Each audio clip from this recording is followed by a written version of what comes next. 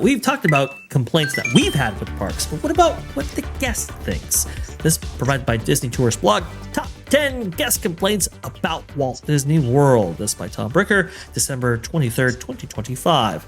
Walt Disney World fans have a lot of complaints, which we celebrate on this most glorious of holidays with a festive airing of grievances, followed by the final tradition, the feats of strength. There have been many guest unfriendly changes that are unsurprisingly unpopular, including cutbacks, price increases, delays, nickel and diming, and more. But number 10 is DAS dehumanization. This is a really interesting one because, man, I didn't know this would show up in a top 10 list like this. But I do have to admit that the dehumanization of DAS has been pretty bad. DAS no good. It's no good. This referring to the Disability Access Service, that being the service by which disabled individuals can actually go on their favorite rides. The way DAS has traditionally worked in the past is that you use the mobile app, you make a reservation for a ride, you are given back a ride time, and then you can actually go on that ride in an alternative queue. My question to you guys is that are you surprised that the DAS dehumanization, or these very, oh my goodness gracious, these horrible interviews that have been taking place, do you think that's top 10 worthy? No, I think it's top 10 worthy because how you treat people who have problems tells a lot about how you are as an organization and as your people. That's a good point. That's a really, really good point right there. It's a reflection on your culture and your values. And well, if you can't, if you don't treat disabled individuals correctly, well, how are you going to treat a regular guest? Very, very interesting, very, very profound stuff right there. So that's interesting. Number 9. Let's go ahead and move on down. Stuff still missing. They talk about the 5 years following the COVID closure. The list of what's still missing is way longer than it should be. And there are some true head scratchers on that list as well, like the Jedi Training Academy. Oh my goodness. It's a big one right there. I know that the Hyperion Jedi. Right, this was something that was beloved by fans, Nolan. That you could actually take your little ones right there, and they could battle against Darth Vader, Darth Maul, and a cadre of Star Wars characters right there at various times of the year. And now that no longer exists, which is just bizarre to me. You have like the Hyperion Theater, for example, at DCA. That still doesn't have a show. Not at all. And there's just a number of things that are missing right there. Ash, I have a question for you on this entry, if you don't mind, sir. So I've been hearing a lot of word that in Disney's Animal Kingdom that they have this Pandora land, and I've heard rumor that these light things, like they illuminate, like it's so magical and everything like that. But surely that would never be missing for a good half a decade now, right? What you mean, the Rivers of Light show that used to take place right there in the middle of Animal Kingdom? Is that the one you're referring to? No, this Pandora land. I heard that you could actually be there past 6 o'clock p.m.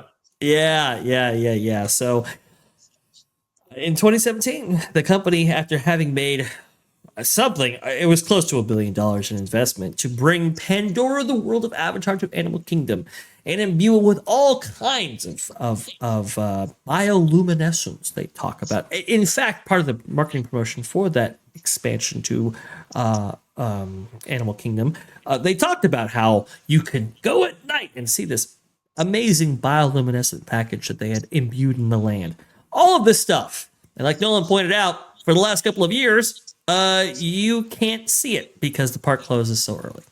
So that's great. That's fantastic. There are what's missing? Wholesome memories. That's what's missing. Right. Well, Osborne's Spectacle of Lights. For me, it's the hotel perks.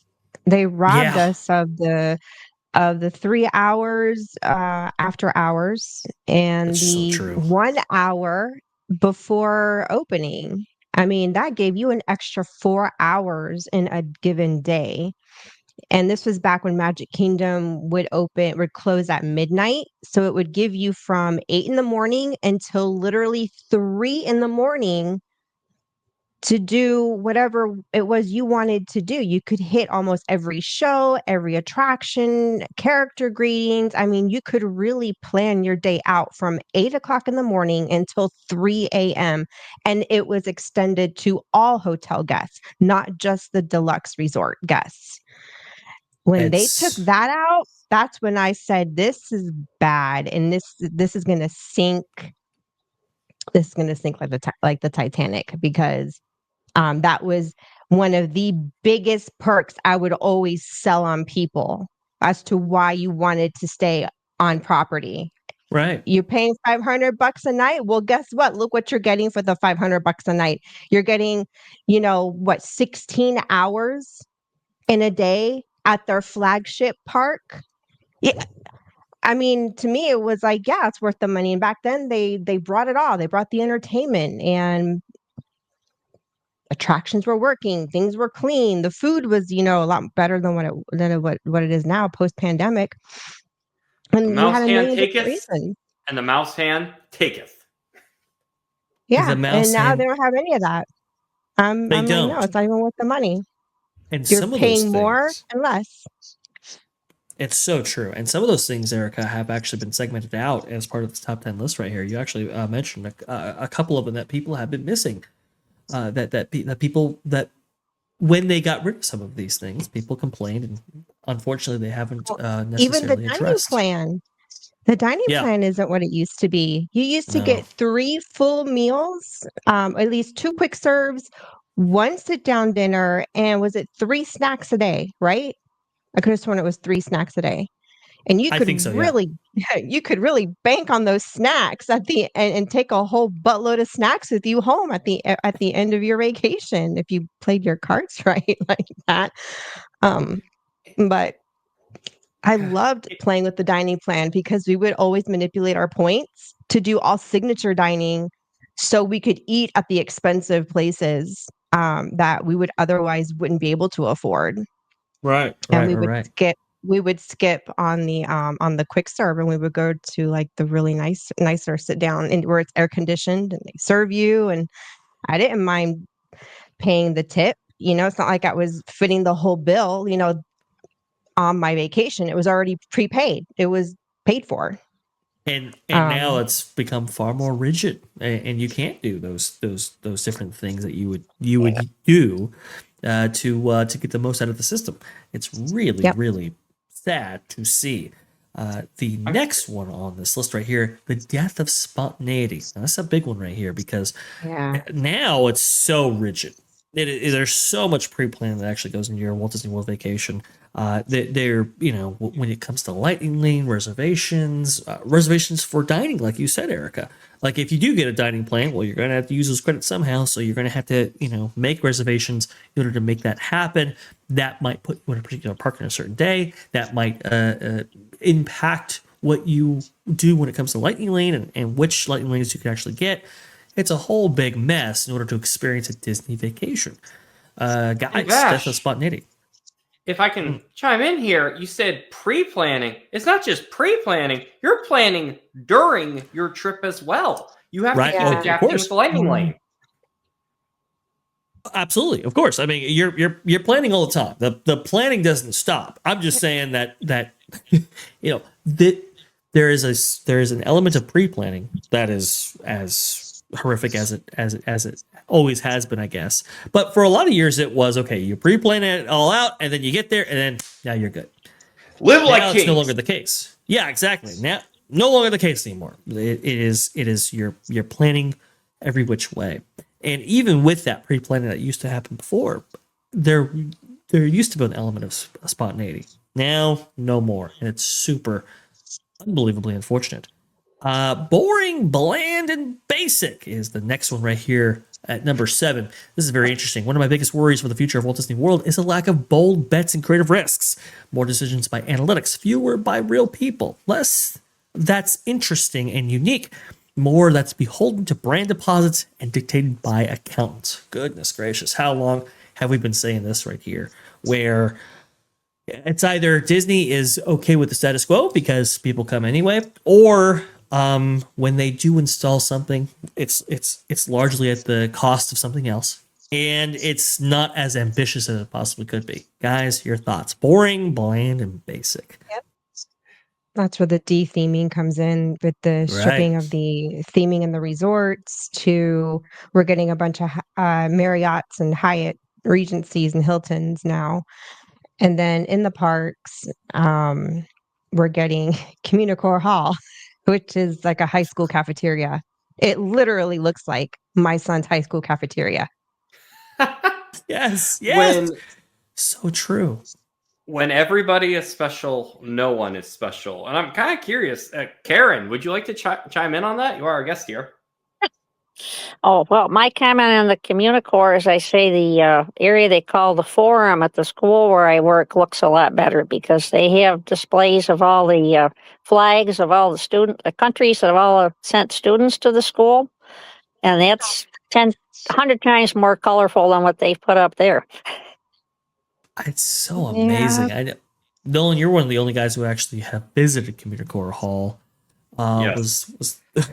What was your impression when walking in there? Oh, my first time. Okay, me and a friend went down there, and we were trying like some of the macaroni they had there. And then later on, I was on a panel with you guys, and you guys were all talking about Communicore Hall, and it's like, oh wait, I've been there. That was the boring food area, and it's like it's so forgettable. It's not as memorable as the food cart in the mall, except the one in the mall is more memorable because it has a Sbarro's. That's the only difference. Oh, it's so true. I mean, it's like I've seen airports with more theming than Communicore Hall. I mean, it's atrocious. And this lack of ambition, this lack of theming, but of adding to the parts in a significant way that is memorable, will be its downfall. There's no question about that. They can't live on brand alone.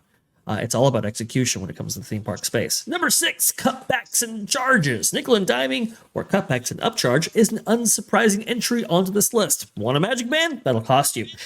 Bread to start your table service meal? Well, prepare to pay extra. Evening extra magic hours? Upgrade resorts. Want to see a parade or a stage show? It's behind the paywall. Look, we talk about Fast Pass being adapted to GD Plus, now Lightning Lane and so forth. We talked about how they used to give out magic bands if you were actually staying on property. That's no longer the case. What? There's a lot of cuts that Erica actually had mentioned right there that is on this list. Guys, your thoughts? I'm surprised this isn't the... Go ahead, Erica. Oh no, never mind. It's the cards. They're getting rid of actual ticket cards and solely going to a cardless system in the future for annual passes and tickets. Which isn't surprising. So the bands will still be there. Because they want to cut costs as much as possible. And Vash, I'm really surprised that this is not the big thing they saved for last, because, I mean, I see those shirts all the time. Most expensive vacation on earth, And right. I mean, of course, there's a lull to that and, a meme status to it. But the reality is, I mean, it'd be one thing if all the parks were this expensive, but they're not. I've been to a lot of theme parks. I've been to a lot of amusement parks, and there are cheaper ones in the state of Florida that have a lot more new stuff a lot more frequently. And you have to start thinking, hey, maybe if, we're cutting back and a few stuff like Animal Kingdom, for example, again, if we're not going to be open that late and save all that labor, maybe, I don't know, the prices should come theoretically down a little bit, a little bit of transparency here and there could go a long way. No, I completely 100% get you. And yes, you've been to a lot of theme parks around the country right there. I know you've talked and relayed your experiences to me. It is astounding just how far the Walt Disney Company has gone, and it being an industry leader in this way, of this nickel and diming, of this like constant push for monetization. I mean, it's 10 times worse than microtransactions in video games half the time, and it's like, why and that's do impressive. I have to spend? Exactly. Why do I have to spend unbelievable amounts of money in order to get the most out of my vacation? And that's, I think, part of the reason why people have been going to Disney Cruise Line, because Disney Cruise Line is very much all-inclusive. Now, there are some of those things that are starting to make their way in, but for the most part, you get in there and the variety of options are available to you. Very different from the Disney Parks experience, at least in the modern era. Number 5, though, a cutback that has been segmented out. that being the end of Disney's Magical Express. Yes, this service that used to whisk you and your bags from the airport to your vacation destination, that being within Walt Disney World, in the bubble on property at your hotel. And when you walk right in, your bags were there. Erica, come on, the end of Magical Express. No good. Nope, another disaster. And now you can just rent a car, and for the price of the dining plan, rent a car and eat off property, and you probably break even. That is a really great point. And you're kind of encouraging it, right? Which is why they started charging for parking shortly thereafter. It's like, oh, we can't have this. So it's like, fortunately, that parking. There's a lot of, I know a lot of them are like tourist traps, food establishments, but Orlando has a lot of food establishments, and for cheaper than what you get in the parks. And yes, some of it might be kind of, touristy and, kind of cheesy, but for the most part, the food's pretty good. Sometimes it tastes better. True. Yeah, no, you're not wrong. Once upon a time, I'd push back on that, but nope, I can't even say the resorts. Their food usually is better than the in-park food. And even now, the resorts are kind of, they're in the mediocre where they used to be like standouts. We have our favorite hotspots that we like to hit up when we go back to visit. There's at least one pizzeria, no, two pizzerias, because we love pizza in this family. We could annihilate pizza. Hey! So, yeah, there's two pizza spots we love to eat there in the local area. And of course, we're coming from overseas, so we also like to hit what we don't get out here. So it's like the usual. You guys probably are like, ugh, because you see, you're at home, so you get it all the time, like Chick-fil-A, Waffle House. We don't have that out here. So we go back to the States. We look forward to having our American McDonald's and IHOP, Denny's, Chick-fil-A, all that stuff. So we really have to gauge, okay, how much Disney eating are we going to do versus American eating. But no, for the cost of a rental, for the cost of the dining plan, just rent a car, get your freedom, and go wherever you want to go to eat. And it could save you money going off property. So true. So true. There are a lot of value options available if you have a car to do it. And unfortunately for Disney, they've kind of allowed for that, and also rideshare options as well. Number 4, too much screen time. Refreshing for better lightning lanes. Mobile order for counter service restaurants and merchandise mobile checkout to buy stuff. Checking walk-up wait lists for new table service availability.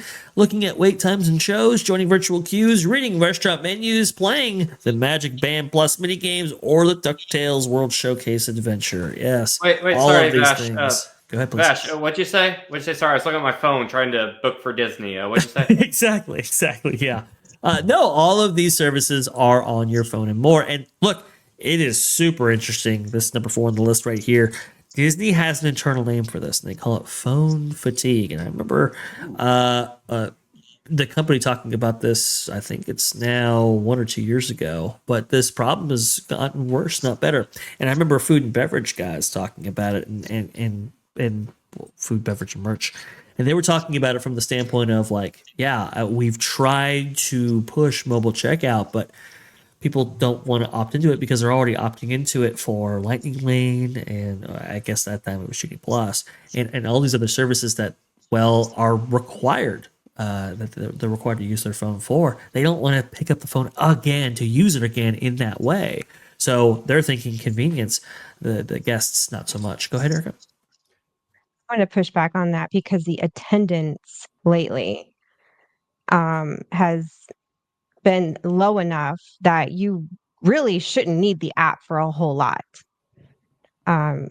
Maybe for food, that's really about it. But for attractions, I wouldn't even use it for attractions. I would just go and hop on an attraction. You can have that spontaneity right now because the attendance isn't what it used to be.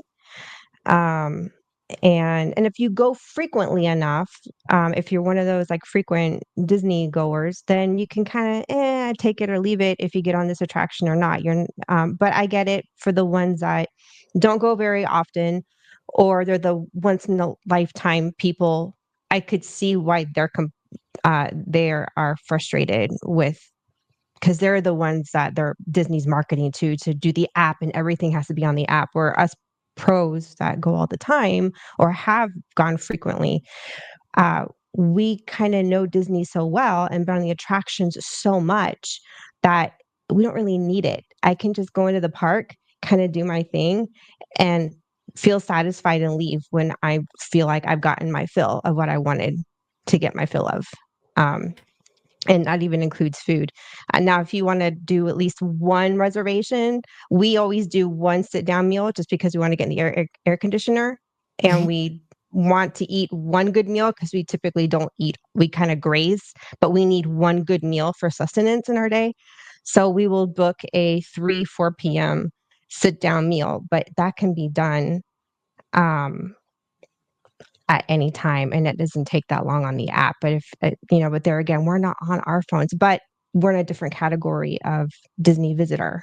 We're not the once in a lifetimers, and we're not the once every 2-3 years people. So, but yeah, I would advise people right now, you probably don't even need your phone as much as you think you do, because Disney is at marketing to you on FOMO. They're really selling FOMO. Oh, absolutely.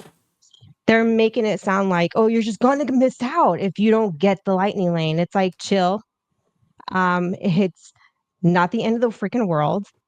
The attendance for the queue lines aren't that bad. You'd be surprised how much you can get done without even buying into the stupid thing and not having to be on your phone. Right. There's maybe some planning involved in that as well, but you can't get super lucky, like Erica pointed out right there. And I will say the only other thing that you might want to use the phone for are like showtimes, for example, because unfortunately they limit that to the app. But those are for parks like Disney Studios or maybe Animal Kingdom that are more entertainment focused. They we don't do shows. We're there for the rides. We like to ride rides and eat, and that's it. I don't even do character greetings. I don't do the parades.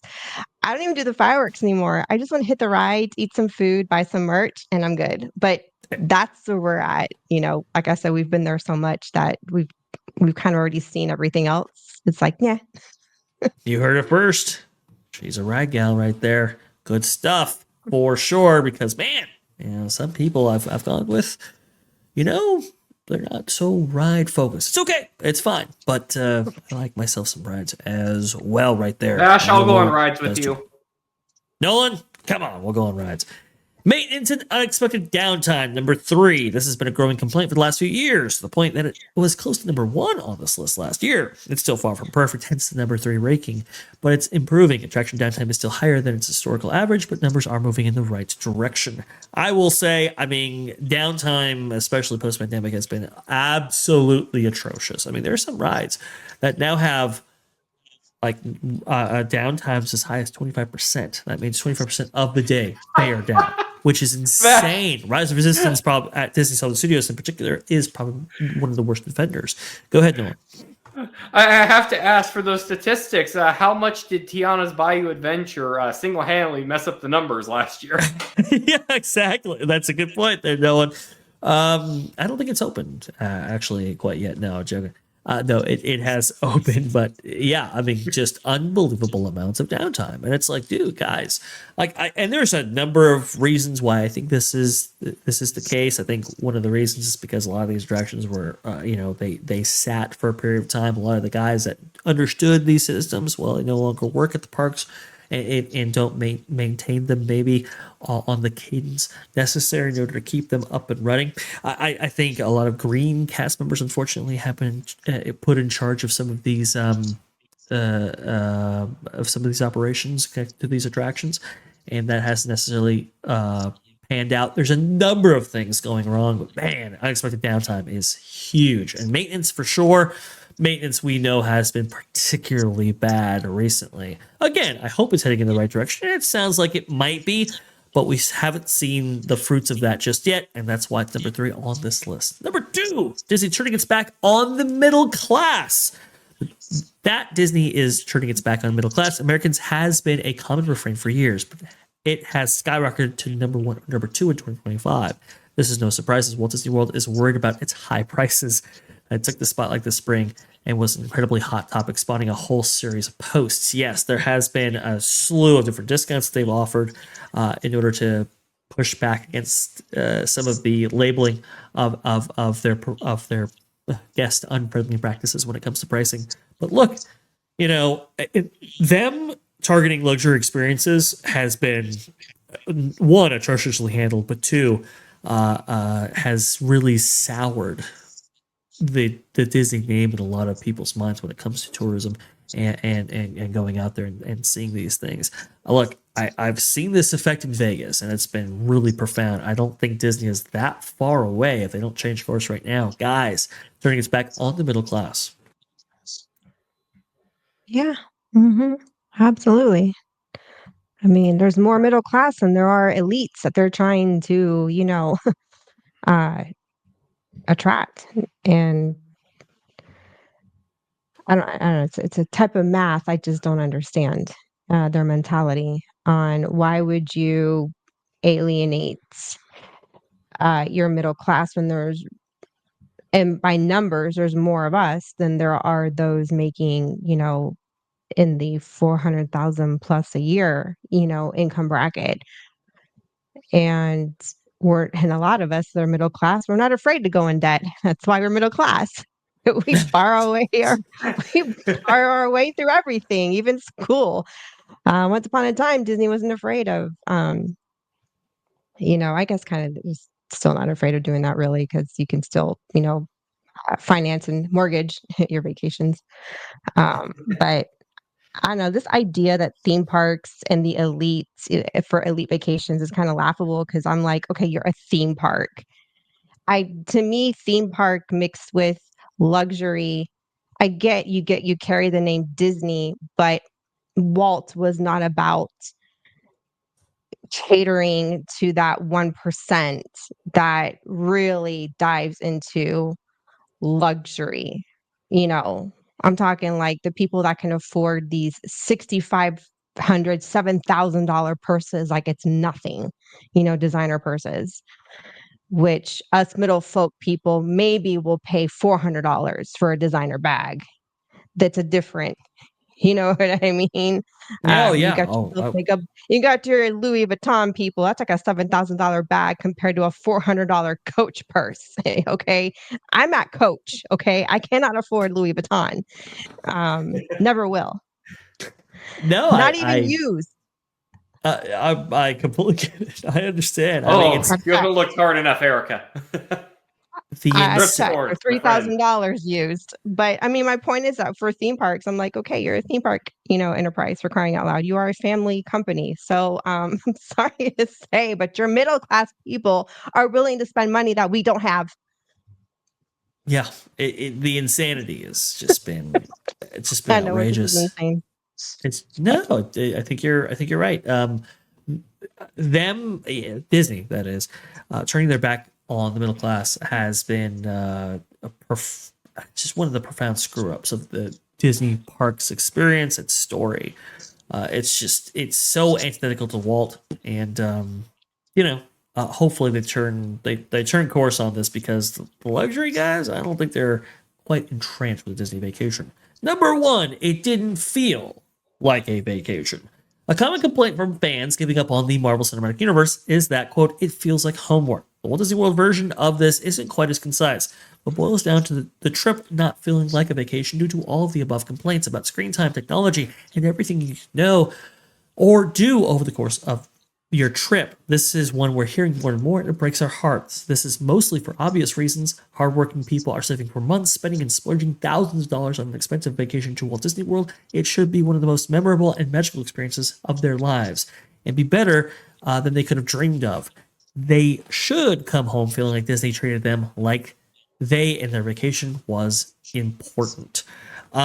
This is really interesting because, look, back in the day, Disney was very cognizant of the perception of their experiences and how people came away feeling about, visiting Walt Disney World. Because back in the day, still to this day, I guess, if you have a good experience, you're going to tell 3 people. If you have a bad experience, you're going to tell 10. So when people did have a bad experience, caught on like wildfire, and especially in the social media era, a lot of this stuff does get around. But apparently Disney is is not as worried about that as they had been in previous years. Guys, your thoughts? It didn't feel like a vacation. I think that's extremely valid. I mean, you're already so stressed out from the amount of money you're spending, the phones that you were trying to get away from, especially if you live out in the middle of nowhere and there's not much to do. You're trying to find the escape after spending a majority of your day maybe looking at vacation highlights from someone who lives in Florida or California or whatever have you. You want to go out there and feel and just, have an escape and just live life, because there's so much junk all over the news right now. And to get away to something that feels magical, just be like a kid in Toys R Us, is what you want. And unfortunately, they feel like they're doing a lot more things outside of, like where some like hotels and some of the dining experience, where they're going to try to treat you well. But there's going to be times where instead of feeling like, say, like, I hate to use this comparison, but like stepping into, say, the Mario area Epic Universe for me, it feels like you're living an experience. The Harry Potter area over there. It seems like too often at the Magic Kingdom in Disney right now, it feels like you're standing at something that's important. More of a tourist spot for photos as opposed to something that's actually going to engage you in the blood and atmosphere. And I'm never going to say like Disney doesn't have any of that. I personally love Epcot to the moon and back. But I got to say, I completely get it, because you see all this stuff about get your picture by the castle, the Magic Kingdoms, all that. And you feel like you're either you're eating over a garbage can, you're drowning in strollers. And then when you have the slower days, you might be feeling like you're missing out on something that's supposed to be truly magical, as opposed to, man, the most magical thing will be how quick I can get my bank account back in the positives. Yeah, it's so true. It's super, super true. How Disney treats its guests sometimes is kind of atrocious. I look, speaking from personal experience, only a couple days ago, it was my dream.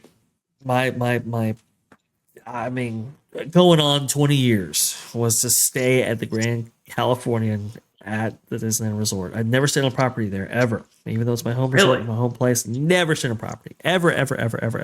And I had never stayed on property at all at any Disney resort up until 2023. So 2025, this Christmas, is a really special event to stay at the Grand Californian. When we checked in, the check-in receptionist, didn't thank you, didn't say, hey, welcome. It was just, here's your room key, boom, boom, go. It was like, this is a place that charges like $700 a night to stay. And nothing, like no white glove treatment, no nothing to as this culmination of this dream here. I understand they didn't know that, but it was just kind of like, wow, very matter of fact. It's almost like, the people who stay here, you just expect them to have done this multiple times, I guess. It was really interesting. It was really confounding to me and really illuminating in seeing how Disney treats its guests. Erica, Karen, final thoughts on It Didn't Feel Like a Vacation before rounding out this segment. Hear from Karen. We haven't heard from her. Please. I'm sorry, I'm being quiet. No, if if you're going to some place and spending that much money, and the reputation of the place is to be, accommodating and welcoming to all the guests, to be treated like that would be very, very disappointing. It especially was. I'm not going to lie there. When you said the Polynesian, that was a different welcoming experience. You get the lei, of course, and the cast members were so friendly. Not so much the Grand Californian. Very surprised by that. Erica, please. I think in terms of planning, that's always been there. Even going way back, I can remember people complaining how they'd rather go on a cruise or go to the beach, because those are your actual vacations for relaxing, where a theme park vacation always required planning down to the millisecond, because there was so much to see at a theme park. So that element's never really changed. The only thing that's happened is that they've added the tech on top of it. They've added, they've streamlined everything onto the phone, and it's so phone dependent. Where once upon a time you could just hop on your computer, plan everything in advance, and then show up and just do your thing.